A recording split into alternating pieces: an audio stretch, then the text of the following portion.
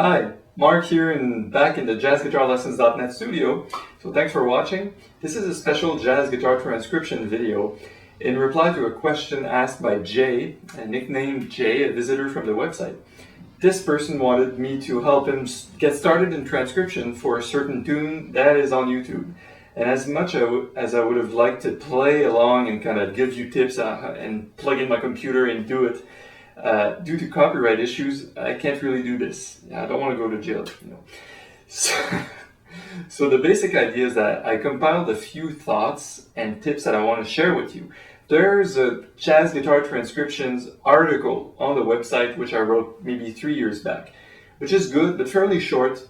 A few tips, but here's a video where I can ramble on for 15 minutes and give you the maximum potential, the maximum bang for your bucks vis-a-vis transcriptions for guitar. So let's get started. Question number 1 to address: why transcribe? Well, if you already have the desire to do so, you don't have to ask a question, but let's pretend you don't know why you're doing it. As I wrote in the article on the website, it's almost like walking in somebody else's shoes. If you take a jazz guitar solo that someone else played 40 years ago and play it again, it's like walking in someone else's shoes. You can learn the way that person negotiated the changes to the tune, or the rhythmic approach or harmonic approach of the tune for that person. You can learn his licks, you can learn his tone, you can see what type of amp he played and try to emulate that sound, a whole bunch of things. And generally speaking, jazz transcriptions are about learning improvisation and sometimes learning comping. Basically, the things that you can learn with your left brain, because there's things that you just can't write on paper or teach, right? And a transcription is just good to get the meat down, okay? Scales, chords, licks, whatever. So that's why you should do it, really. And I'm sure if you're not satisfied with this answer, you can find at least 50 answers to tell you why you should do it. It's really important. So the way I'm going to organize my thoughts in this video is in 3 sections. Actually, we just passed the intro, and 3 more sections after that. Preparation to your transcription, 1, 2, when doing it, actually transcribing, and 3, after you're done. So in preparation, what you should really be doing is deciding what material you're going to transcribe. Stick to one thing, one tune or one solo or whatever, because if you transcribe only a little bit here and then tomorrow here, you won't get as much details and you won't go in depth with your transcription. So you pick a tune, you have to be able to listen to it at least 1,000 times without getting fed up of it, right? You don't get bored of the tune. If you really love it, it will work. And then you really have to focus on a framework that you decided up ahead. This is really important. 30 seconds? Okay. 1 chorus of solo, the last chorus of the soloist, 6 bars, whatever, but have a mind frame, a frame of reference already. And this reference, you have to be able to listen to it literally 1,000 times. Like the tune, you should learn the whole track and be able to listen to it a lot and somewhat have it in your mind, be able to sing parts of it or being able to play it back as if the record player is in your mind here, right? And this is a good sign. And when you take your part of transcription, you really want to get serious about it. You really want to be able to sing it almost, even though I'm a bad teacher, you can at least hum it or know that it's in your ears. That's the prerequisite obliged step. You have to do this. Listen and pick a short selection. In your selection, it doesn't matter that you chose to transcribe 30 seconds and you will do 35 or 45 seconds in the end. It's just good to get you going with something that you find is manageable. You see it and you're like, oh, it's not that bad. It's only 1 chorus, something like that. Another thing you have to decide before you start the preparation: are you writing it down or are you not writing it down? If you do write it down, you will get a lot of handwritten stuff. You may improve your sight reading or your rhythm hearing and writing down. If you're playing it, you will get a lot of ears and chops. It really depends. There's a lot of opinions on the web about that, or through jazz, big jazz teachers. They tell you, oh, you should write it down. Oh no, don't write it down, just sing it. Whatever, it's up to you. But just make sure that you decide up front. As a personal story, when I write down stuff, I tend to forget it or forget how to play it later. It means that I may get other things out of it, like licks or parts of things I wanted to analyze, but when I take a solo or a part of tune and I just learn it on the instrument and forget about the paper, I tend to retain much more of it in my ears and in my fingers. Two more things you have to understand before you start to transcribe. One, you have to know the tune. Two, you have to be familiar with what's inside the tune, like the chords and scales and stuff like that. First issue, why learn the tune? I just want to learn the solo. This guy's doing a solo on Out of Nowhere or Out of Leaves or All the Things You Are, and I just want to learn a solo. Why should I learn the melody? Why do you think you should learn the melody? Well, I believe that oftentimes, it's not just that I believe, it's a fact, that oftentimes jazz musicians will use the theme or the melody of a song to improvise around. So it's like a variation on a theme to some extent, or at certain parts of the solo. So if you don't know the melody to All the Things You Are, but you're trying to transcribe a jazz guitarist playing on All the Things You Are, you're missing a big part of the puzzle, I think, right? Because you will want to know what's what, and if there's a melodic reference or rhythmic reference or whatsoever, you'll be better informed by knowing what has been done with the tune. The tune itself, the melody, the theme, and all this stuff, but you also maybe certain versions, like the classic Miles Davis version of Round Midnight, or the classic Thelonious Monk version of the Round Midnight, or another classic version of the tune you're studying. Know the history, the composer, know the lyrics perhaps, and another thing which is really important in bebop music is the presence of the contrafact. A contrafact is simply a tune written on top of another tune's chord progression.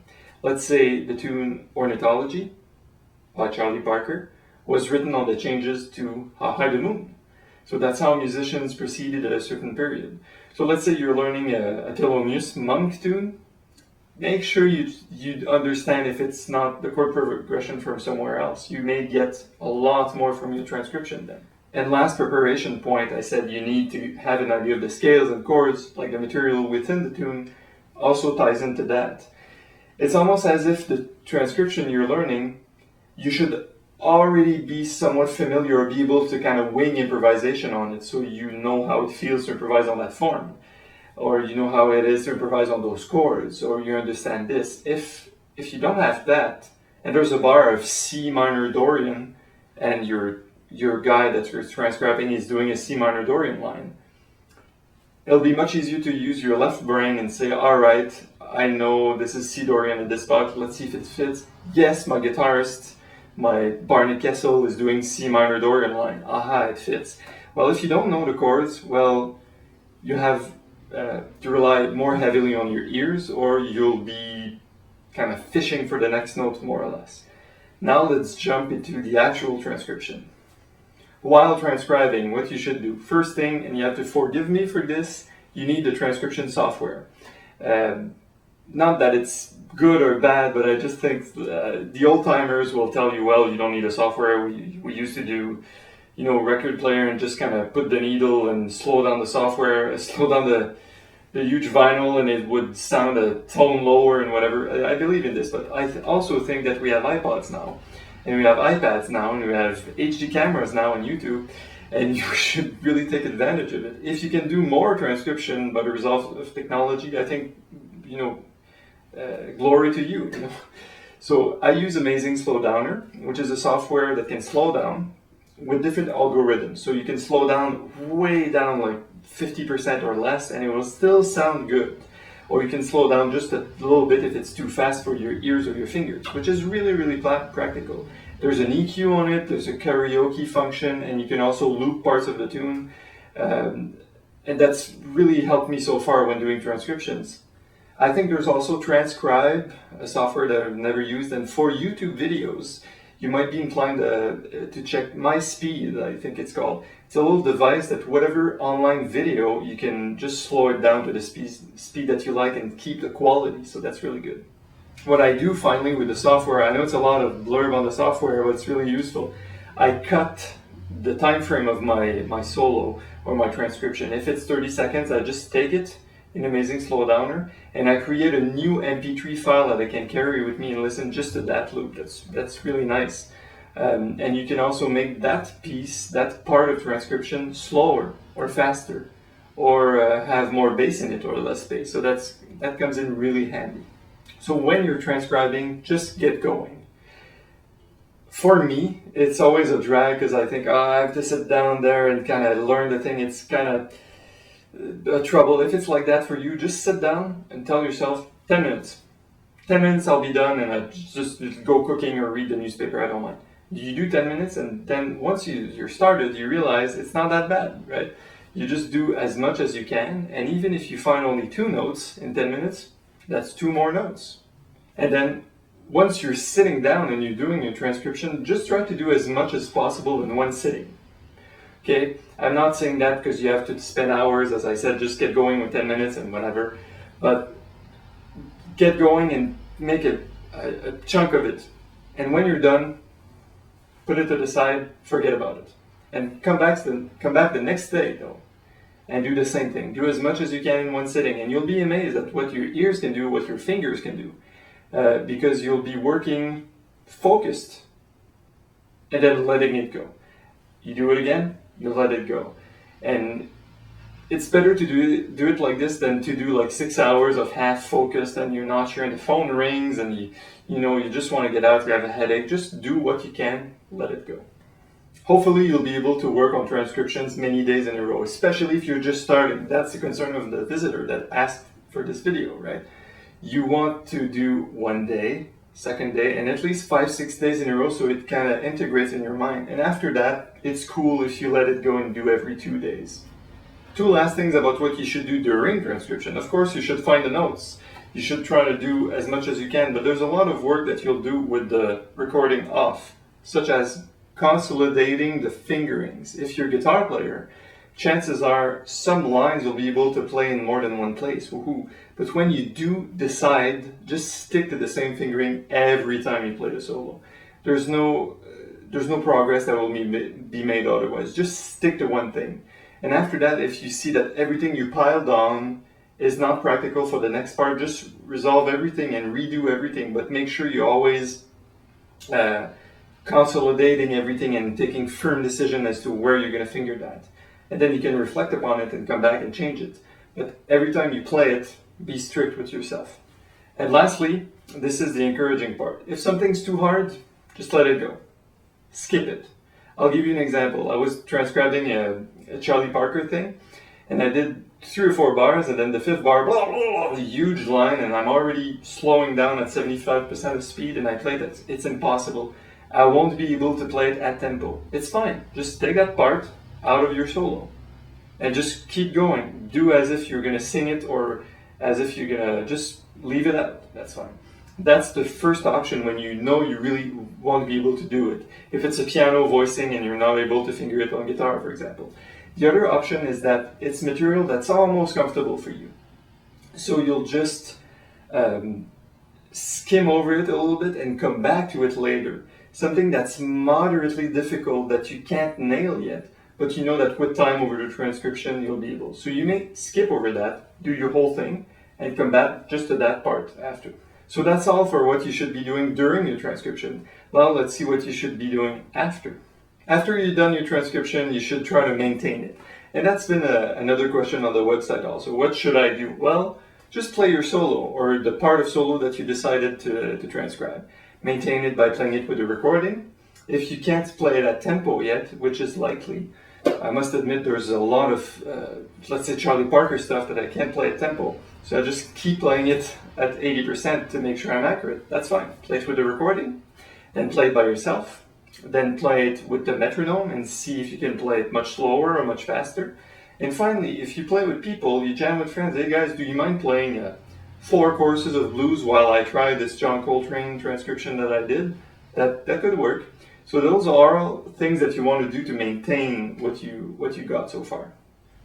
So after you do your transcription and you maintain it for a few weeks or a few months, that's good. You get to know the player, right? If you aim to do another transcription, or if it's not your first by this improviser, you'll be much more knowledgeable of his or her playing, right? If you transcribe a lot of Coltrane, you'll see Coltrane lines or rhythms coming back in it and everything. So that's really a good part of it.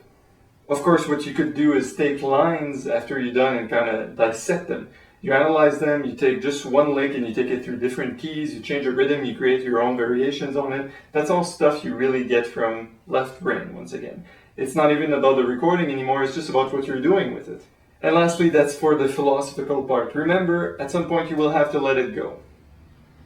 Sadly, you will have to take the solo that you cherish, that you learn, and that you sweated, blood, sweat, and tears. You just gave it all and then you let it go. I mean, you can't play the same solo forever. So you take it, put it aside, and come back 6 months later or a year later. And you will be amazed that the real value in the whole transcription process is not really the notes that you're getting, but the process, the ear training, you being disciplined enough to work on the transcription, being aware of new tunes, the study that you did in history, okay, those are the lyrics to Stella by Starlight, even though no one sings it, or whatever. And this is really what it's all about. And realize that the next tune will just be easier. If you had a hard time with this one, the next one will be a tad easier and more easy and more, and that's the way it goes. And you have to pick a new tune. That's where we are in the video. You're done, you maintained it, you learned it, you dissected it, you did what you wanted with it, you're happy with the way you cooked the transcription, move on. If you pick another tune by the same player, you'll find same lines, cool, good for you. But move on and make sure that you move on. Yeah, make sure that you pick a new tune once in a while. Simply understand that the process is invaluable, even if you don't get what you wanted from it. And in the beginning, you may think, oh, I have all those Coltrane lines and John Scofield chords that I'll be able to play live, and it won't happen.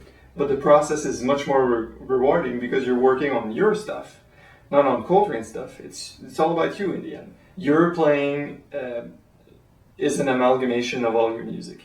At all times, your music is informed by whatever you practiced in the past.